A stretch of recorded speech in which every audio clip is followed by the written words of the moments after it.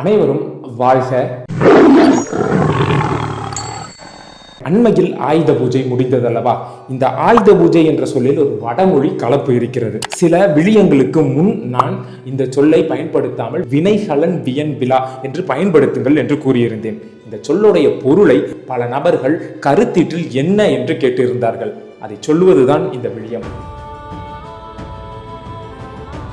கருவிகளை கையாள தெரிந்த குரங்குதான் மனிதன் என்று அறிவியல் கூறுகிறது. தமிழ் முன்னோர்கள் கற்கருவிகளை பயன்படுத்தி அதில் ஆளுமை செலுத்தியதால் மனிதன் பரிணாம வளர்ச்சி அடைந்தான். அதற்கு பின்பு அதே தமிழ் முன்னோர்கள் இரும்பை எப்படி உருக்க வேண்டும் என்பதை அறிந்து வெற்றிகரமாக உலகிற்கே கொடையாக தந்தார்கள். அந்த இரும்பை உருக்கும் செயலை நம் தமிழ் முன்னோர்கள் செய்யவில்லை என்றால் இன்று உலகத்தில் பண்பாடே இருந்திருக்காது.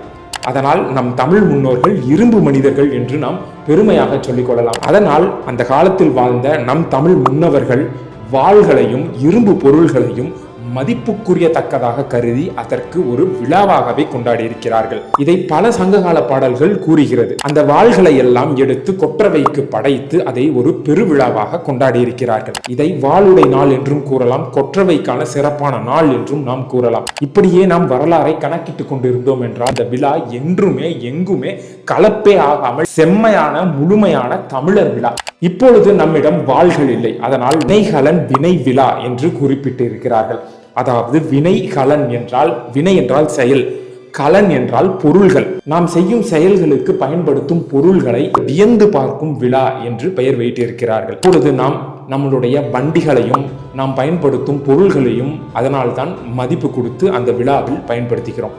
இப்பொழுது நீங்கள் தெளிவு பெற்று இருப்பீர்கள் என்று எண்ணுகிறேன். இந்த விளக்கத்தை நீங்கள் உங்கள் நட்பு வட்டத்தில் அனைவரிடமே பகிருங்கள். அனைவரும் இதை தெரிந்து கொண்டு கொண்டாடட்டும். அடுத்து நல்ல ஒரு செய்தியில் சந்திப்போம். அதுவரை இயன்ற வரை அல்ல, இயங்கும் வரை இறக்கும் வரை தமிழில் பேசுவோம், எழுதுவோம். குறைந்த விழுக்காடு தமிழியலை அறிந்தாவது வைத்துக் கொள்வோம். நன்றி.